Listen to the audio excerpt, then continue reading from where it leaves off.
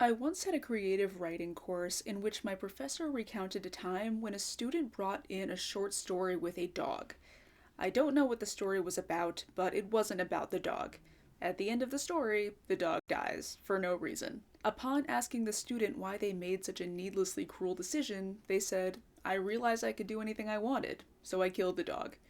Woof. I would argue that this storytelling approach is generally bad. There are stories that beat the shit out of their audiences to create a certain experience. The Umbrella Academy achieved its goal of being a bleak and frustrating exercise in pain to brilliant and hideous effect with its conclusion last year. It was a show about miserable people who made each other miserable and had no potential to create anything other than abject agony on a worldwide scale. The characters get kicked in the teeth and torment each other until the very end, and the conclusion was pretty fitting for that reason. But when a story begins to feel like it's just torturing one character in a particularly pointed way, one begins to think that the point of the suffering is to make the character change and improve. And so, when a character does receive this treatment, it's important for us as readers to see where they're going wrong, so that we can feel emotionally invested in them turning out right. Unless you're Kafka, and you want to torture a character as a means to explore the world on a broader scale,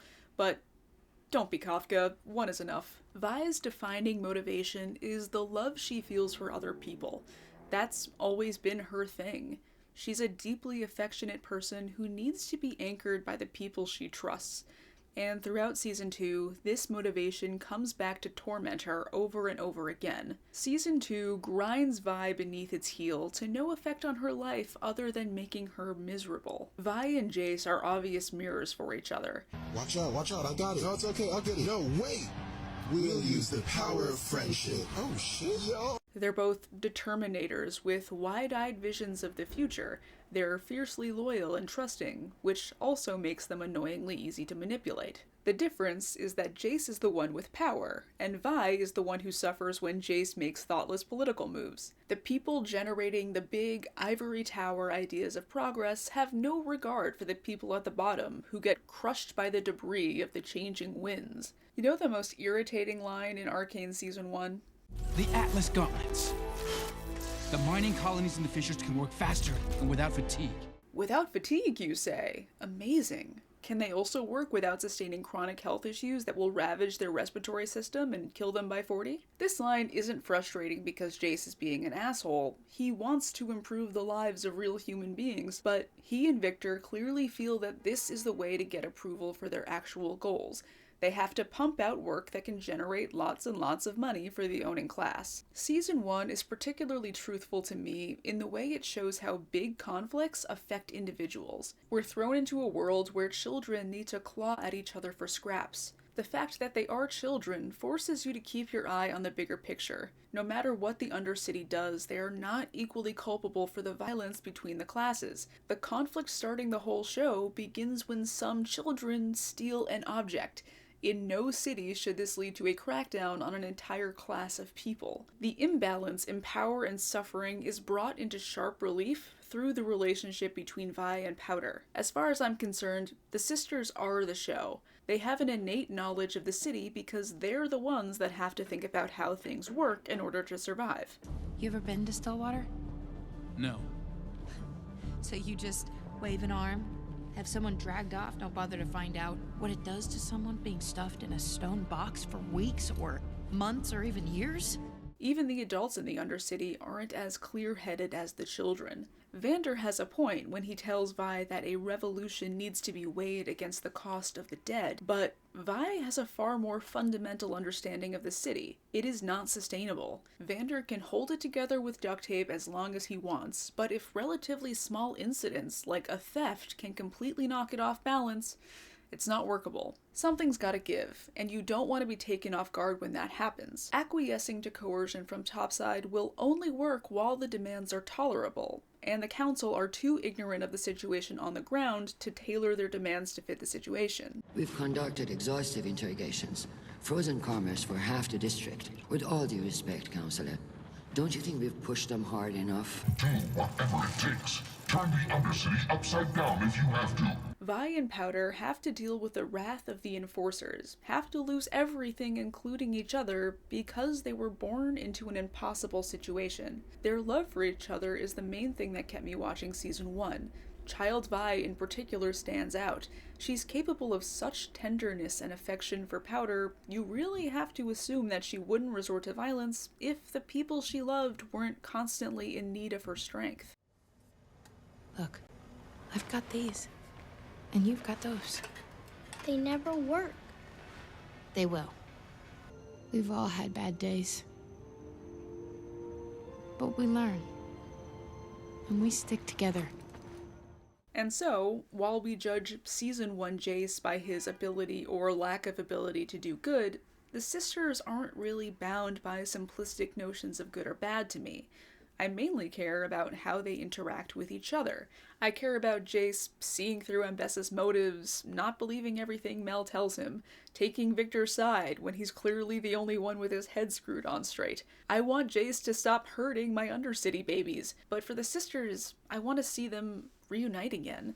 I want to see Powder trust Vi again. Neither are responsible for the conflict, nor do they have any real power over it. Their goals throughout Season 1 are to find each other. It's not good versus evil, it's the complexity of loving a person after harm has been done. This is the most compelling relationship of Season 1 because it's untethered from the moralizing topside half of the story. As I've probably made clear over my past few videos on the show, the idea that magic or any natural force can be inherently bad is just boring as shit to me. It's a bad choice, regardless of whether or not it's canon to League of Legends. In Jace's story, the Arcane is bad, because he's involved in a baby brain struggle between good and evil. But with Vi and Powder, the Arcane becomes a bit more interesting. Marginalized characters can use the Arcane to disrupt the usual order of society, while topsiders have the institutional power, the resources, and guns to stabilize things in their favor. Magic can be stolen and used as a catalyst. It destabilizes things. Jinx's personal torment and pain at the hands of an unjust system is a direct result of the Council's horrible behavior. When she lashes out against it, she shows that she has the power to bring the masters of the world to absolute devastation. Her horrific display of violence on her tormentors mesmerizes the people of Zaun, and this act alone is enough to spark a somewhat organized rebellion. The Arcane equalizes things. It offers a channel of influence to those who can't compete against the rich in any other way. Money is a stifling form of power that keeps things static, but the Arcane is fluid and mercurial. Magic in our world is also connected to political liberation. The mysterious powers that defy understanding create a kind of parody, where brute strength can only enforce hierarchy. Whatever forces the women in the forest are playing with are unknown and terrifying, something to be feared and respected. Why do you think there's so many lesbian witches running around? In that way, it makes perfect sense that Vi and Powder's relationship would cause world-ending conflicts in Season 2. These sisters bounce off each other in ever more erratic ways throughout Season 1. Desperately trying to make the relationship work again after so much has changed, and the Arcane keeps finding ways to destabilize this. Jinx has to fuck around with a hex gem, and Vi can't stop herself from stealing the Atlas gauntlets and beating the shit out of people. They collide like two protons in the Season 1 finale, and much of Season 2 takes place in the nuclear fallout of this event. They are a microcosm of the dualities of power that Piltover operates on, the stabilizing class hierarchy and the destabilizing magic and technology that resist the hierarchy has wreaked chaos on a person's ability to protect their loved ones. Jinx's shame and fear is this volatile element that keeps combusting against Vi's steadfast devotion to her sister. Vi is an immovable, unchangeable force, fighting against the erratic fission of Jinx's personality. Great stuff. The violent consequence of Vi and Powder's relationship, the bombing of the Council, is the product of a lot of specificity and nuance. More importantly, it was driven by the sisters' desire to become a family again. This is a personal, intimate moment with large-scale ramifications, and it's handled with such delicacy that even the darkness of the scene can't choke out the sincerity of the relationship. The only thing that kept me going was the thought of getting back to you. Are we still sisters? Nothing is ever going to change that. In Season 2, the driving force seems to be a desire to put Vi's pure heart through a meat grinder. Season 2 takes the intimate sister conflict and manages to boil it down to the much less engaging moral conflict up topside. So many parts of Vi and Jinx's relationship in Season 2 feels like a banal fight between good guys and bad guys. Yes, Vi is terrified by Jinx at this point. She becomes so afraid of her during their little tea party in the last season that she genuinely believes that Jinx was about to serve Caitlyn's decapitated head on a silver platter. It's not so much of a stretch to see Vi as coming to believe that Powder is dead and that Jinx is a soulless husk of her that can never do good again. But the most disappointing part of this change to me is that it doesn't even allow the sisters to drive their own story. Vi, in particular, has her own beliefs crunched down to fit neatly into Caitlyn's corner of the political schism between the Enforcers and the Council. Instead of Caitlyn needing to work with Vi's suffering to contribute to her side of the story, Vi becomes a goon in Caitlyn's authoritarian terror squad. Vi gets to be an action figure being banged against her own sister for the better half of the season, more a pawn in her abusive partner's quest for vengeance than a person in her own right. And Caitlyn's quest is nowhere near as interesting as Vi's, so why am I being asked to set Vi's motivations aside for Caitlyn's is anyone's guess. While it can be loosely justified by the end of Season 1, it is extremely annoying to see Vi immediately flip to the anti-Jinx side at the beginning of Season 2. The act of blowing up a building with a bunch of powerful people in it is only the most horrible thing that Jinx has done if you think the Council is more important than the 14 Enforcers she killed all the way back in Season 1, Episode 4. Half a dozen Enforcers dead! Enforcers dead! But Vi's choice to regard Powder as lost and Jinx as a rabid pet that needs to be put down at least looks like it's going to be a compelling source of drama. She's in turmoil over her decision. It's obvious in the desperate way she clings to Caitlyn. The decision to team up with Caitlyn's squad is the worst choice she ever makes. Caitlyn turns out to be a horrible person. She kisses Vi in her most emotionally vulnerable moment on screen, promising never to hurt her by changing into an unfeeling, violent monster, and then she physically assaults her and abandons her. I can't stress this enough. I wish Caitlyn was disemboweled by the end of the show. This is the most vicious, brutal kind of betrayal you can imagine, and invoking a gritty depiction of intimate partner violence doesn't really help me set my real-world morals aside to judge the actions from a strictly narrative perspective. I just found it revolting and unforgivable. So, Vi has just had her emotional shit rocked by an abusive partner for the crime of stopping said partner from shooting at a child. Vi effectively loses all control of her life with this action. The next thing that happens to her is that Jinx shows up and essentially gives Vander back to her, which is what she took away from her at the start of the story. This shows Vi that she was wrong for thinking that Jinx was an evil shell of a person. She has changed, but that doesn't mean that the new thing that she is doesn't deserve Vi's love. At first, Vi believes that putting Jinx down is the way to reverse the damage Vi inadvertently caused by calling her a Jinx. That's understandable, and the intentions were noble, but it turns out that breaking a cycle of violence doesn't happen with violence. It happens when you abstain from violence, when you're open to seeing someone change. Vi's arc concludes with a whimper when she accepts Jinx as her sister in Episode 5. What are you waiting for? He's your dad, too.